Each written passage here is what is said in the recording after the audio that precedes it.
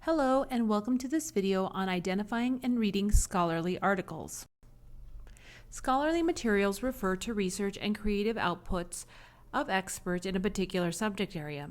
This could be anything from books, journal articles, conference proceedings, performances, and works of visual art. When your professor asks you to use scholarly materials, they are typically referring to sources found through your academic library. This video focuses on scholarly articles. The first step to reading and understanding scholarly materials is to identify them. There are three ways to identify scholarly materials: by appearance, intended audience, and content. Scholarly materials, specifically scholarly journal articles, look a particular way. They tend to be long and very text-heavy. This means that they will feature few decorative images and no advertisements. Instead, they will often display data through diagrams, charts, tables, or graphs. Scholarly materials are also written to be read by other scholars and experts in their fields, but can also be used by professionals or students for their own research or assignments. Lastly, scholarly articles or materials use discipline-specific jargon and are reviewed by other experts. They refer to peer-reviewed research and are formatted into specific sections. Let's take a look at those sections more in depth. Because you will be encountering many scholarly articles during your time in college, it is important for you to know and understand the purpose of each element. Luckily for us, scholarly articles are organized into predictable sections that help other researchers such as yourself find and evaluate information quickly. In the following slides, I will go over each section. On the first page, you'll have basic information of the article, including title, author, and publication information. Then there is an abstract. Here, you will get a brief overview of the article.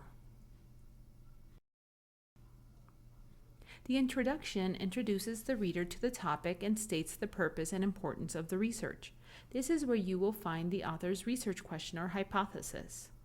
Next is a literature review, which puts the current research into context by discussing past research on this topic. Sometimes the introduction and literature review are combined, such as this article.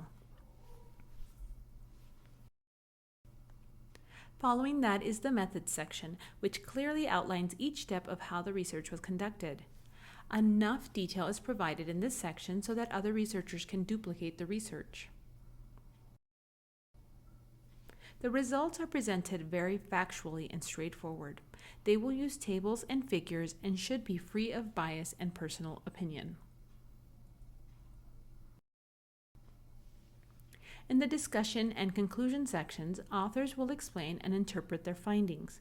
They will discuss what the results mean in a more global way, and they will come up with a conclusion based on those results. Sometimes the discussion and conclusion sections are combined. At the end of the article, there's a list of sources referenced, used in the research, and cited throughout the paper.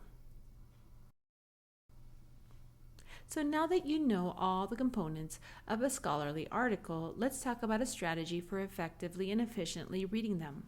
Start with the title and abstract to determine if the article is relevant to your topic. If it is, skip all the way to the end and read the discussion and conclusion sections to find out what researchers can conclude from their findings. This section is important because it is where you'll find information that you will be citing on your writing.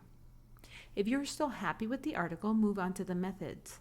Reviewing the methods will give you an understanding of how the research was conducted. These sections give you a pretty good overview of the article and its findings. To learn more about these findings or to find additional resources, you can keep digging a little bit deeper. You can skim the results to understand the details of the findings. If you need more sources, you can skim through the introduction, which will give you a background context about the topic and justify the need for this research. And the lit review will list sources that might be of interest to you in context to the research. Lastly, skim through the bibliography to search for additional sources for your research. That's it. Be sure to go back and reread anything that isn't clear and to determine what you might reference in your own paper. Have more questions about the next steps in your research? Ask a librarian. You can visit us in person, call, email, or text. Be sure to check out our YouTube channel for more videos. Thank you.